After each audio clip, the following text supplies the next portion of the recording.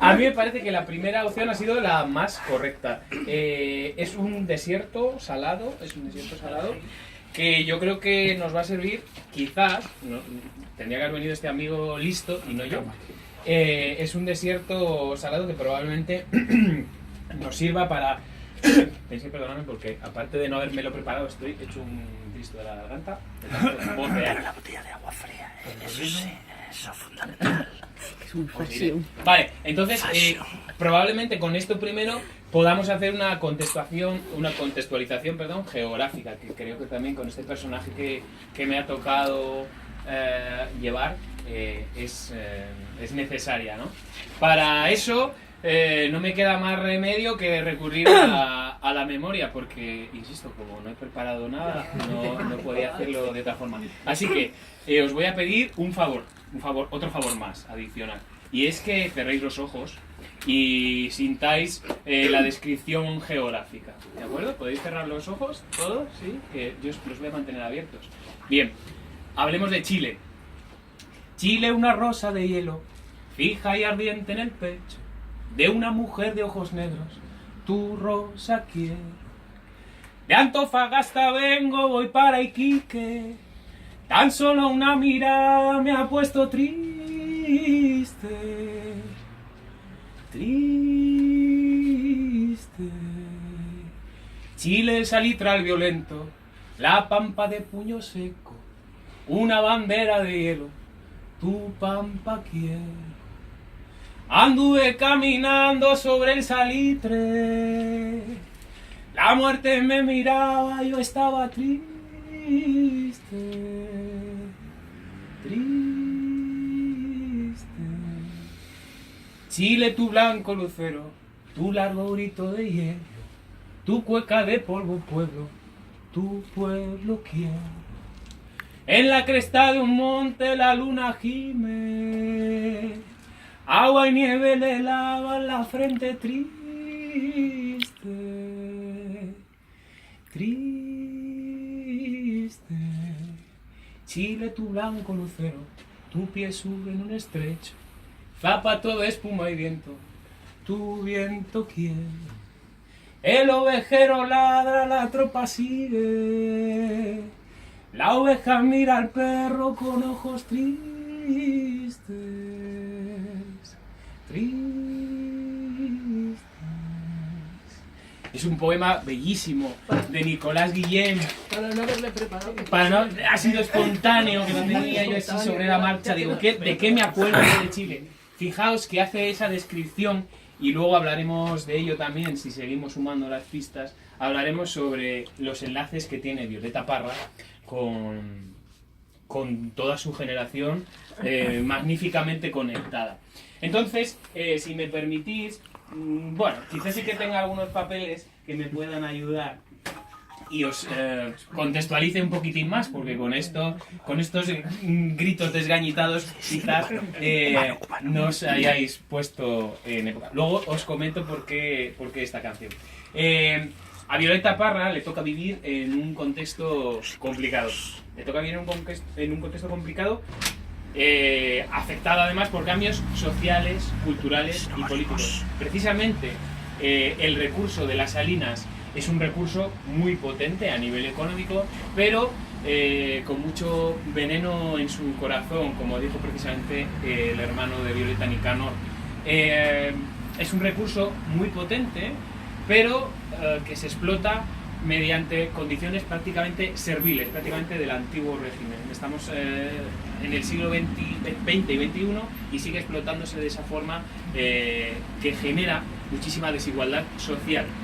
Por si esto fuera poco, esa misma desigualdad social que genera las salinas se pasa exactamente igual con las minas de cobre y con las minas de mineral de toda la zona. Chile, sabéis, es una región inmensa, con unos recursos magníficos, que claro, la explotación pertenece, es decir, se explota por la élite, pero los trabajadores es la población indígena chilena que malvive, sobrevive en unas condiciones terribles. Los primeros años de Violeta Parra, como os digo, están contextualizados en este aspecto de desigualdad y de problemas, que además están agravados por la guerra civil previa de 1891.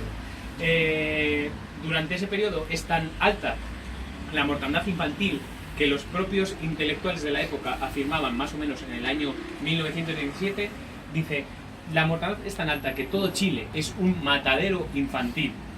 En cualquier caso, la perspectiva no era mucho mejor para los adultos. Pensar que estamos hablando de principios de los años 20 y la esperanza de vida. Este año es el centenario de su Eso nacimiento. es. El año pasado, 2017, eso es. La esperanza de vida estaba alrededor de unos 30 años. Es que es una barbaridad, porque estamos hablando de antes de ayer, prácticamente, ¿no?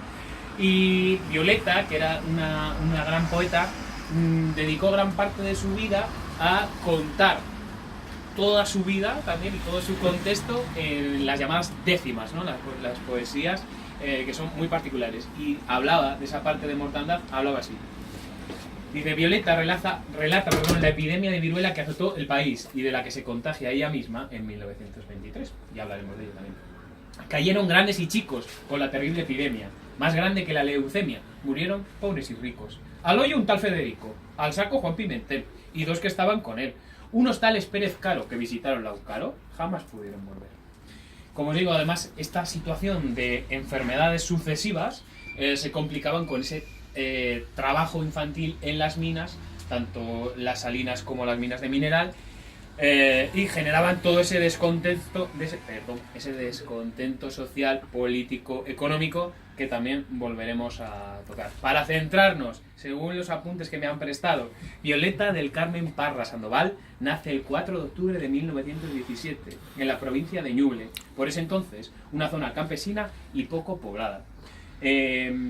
Sus padres ya tenían esa tendencia musical y artista que todos los hermanos Parra heredan. Sabéis que se ha muerto hace nada, Nicanor con 103 años, y aún así ha dado bastante guerra hasta el último instante como él quería, porque pidió que en el funeral sonase música de su hermana, de Violeta Parra. Y en la iglesia les parecía un poco que no. Y una de las hijas de Nicanor se levantó en medio de la ceremonia y dijo, ¿os suenan las canciones de mi tía o cojo al muerto y me voy? Y no les tocó más narices que tocar, gracias a la vida. Bien.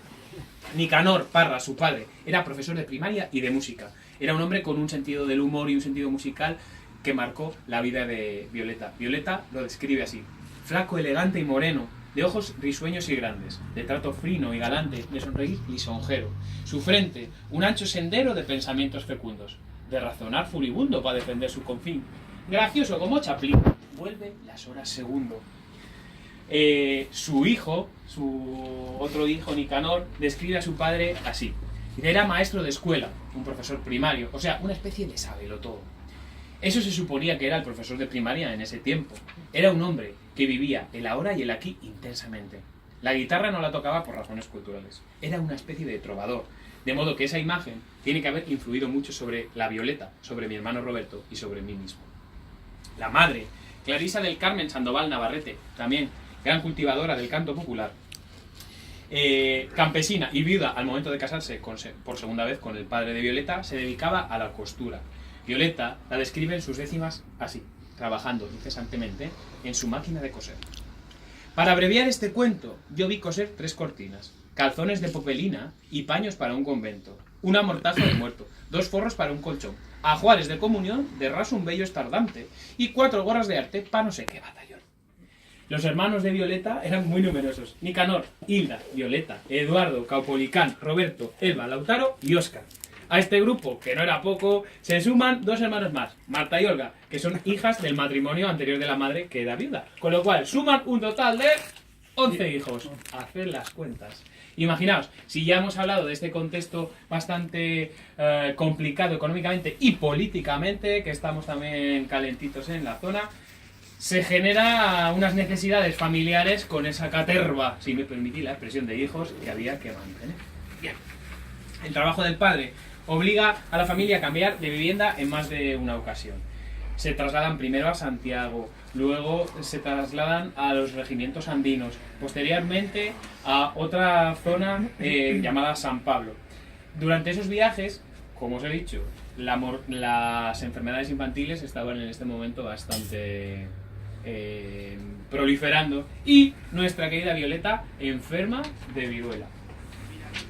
Dice mi mamá que fui su guagua más donosita, pero la suerte maldita no lo quiso consentir. Empezó a hacerme sufrir, primero con la alfombrilla, después la fiebre amarilla me convirtió en orejón, otra vez el sarampión, el pasmo y la culebrilla. Bueno, este es mi punto 1. El punto 2. Eva, ¿qué es esto? Un violín. Espero que sea una guitarra. Vamos, ganando yo muy allá de... Una guitarra. ¿Y por qué nos habrá dado una guitarra? ¿Qué pensáis? Porque luego cantaba sus poemas. Sí, ¿no? Es decir, que era el instrumento musical, además que le venía como de familia, ¿no? ¿Estamos todos un poco cocidos? ¿O me lo parece a mí? No, digo de que beber, va. no digo de beber, digo de calor. Quizás es que haya que bajar esto. Ay, Lo que no. pasa es que luego Esta es la tuya. yo voy a caer aquí Sus. redondo, pero Ah, vale. que poco menos. Es que ha dejado de... O sea, ha parado. No es porque sea... Quiero decir, porque aquí no había 18 grados ni de broma. Pero igual es que si se abre la puerta, Claro, si se abre la puerta aquí el sol no Claro. lo anula. ¿Y entonces qué hago? ¿Cierro Cierra la o puerta y pon el aire. Cierra y ponlo, sí. ¿Podemos abre la hacer puerta un y- trasvase O abra. trasvase así, cambio. Déjalo, cambio? déjalo ahora un ratín, 5 minutos y luego ya cerramos y abrimos el aire. Vale, guitarra. Guitarra. Veamos a ver qué puedo decir de la guitarra. Morimos aquí. Así pues, la guitarra era en casa de Violeta un ejercicio y una presencia constante. Tanto los padres de Violeta como los propios hermanos tocaban la guitarra y componían sus propias canciones. Además, tenían siempre numeroso contacto con los cantos campesinos de la zona, cosa que también tendrá bastante importancia. Desde el principio, como os digo, toda la familia se va a ver influenciada por esa beta musical que tienen los padres. Entonces, los hijos, que eran, como ya hemos dicho, muy numerosos, uno de sus divertimentos era jugar entre ellos a que montaban un circo. Y cantaban y pedían entradas y tal, no sé qué, que incluso lo llevaron hasta la parte más real, porque actuaban por las calles y conseguían un poco de comida que en una casa con 11 niños no venía nada. Así pues,